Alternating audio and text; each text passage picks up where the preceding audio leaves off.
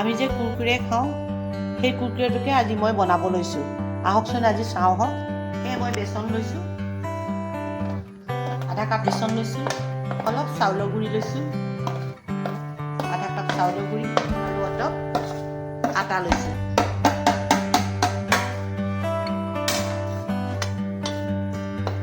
মই অলপ এতিয়া নিমখ দিছোঁ, মই এতিয়া ভাজিম।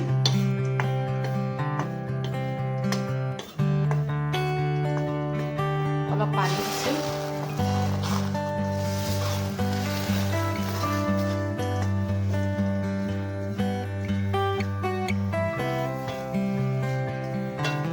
একেবাৰে ইজি বনাবলৈ।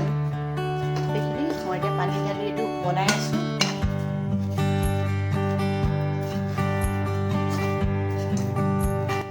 এয়া মই ডৌ কৰি ল'লোঁ। ডৌ কৰি লৈ পিনে এতিয়া এইদৰে মই ষ্টিকবিলাক বনাই লৈছোঁ।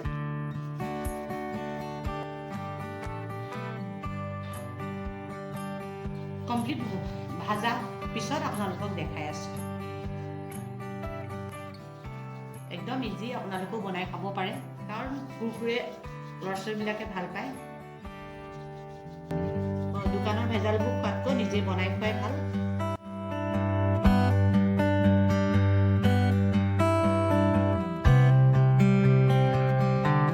এয়া মই ষ্টিকবিলাক এতিয়া ভাজি আছোঁ।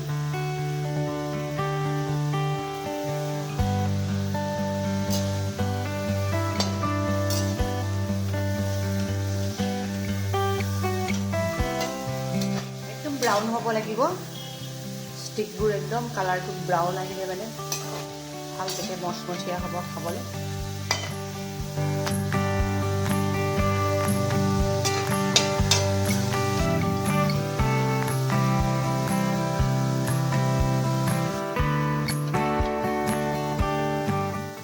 এয়া কুৰকুৰে ৰেডি হৈ গ'ল।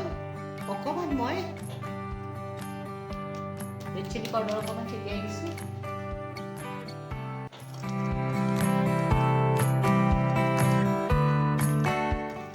মই এইদৰে সজাই দিছোঁ কুৰকুৰে। চাওকচোন কিমান ধুনীয়া লাগিছে, খাবলৈ কিমান ভাল লাগিব।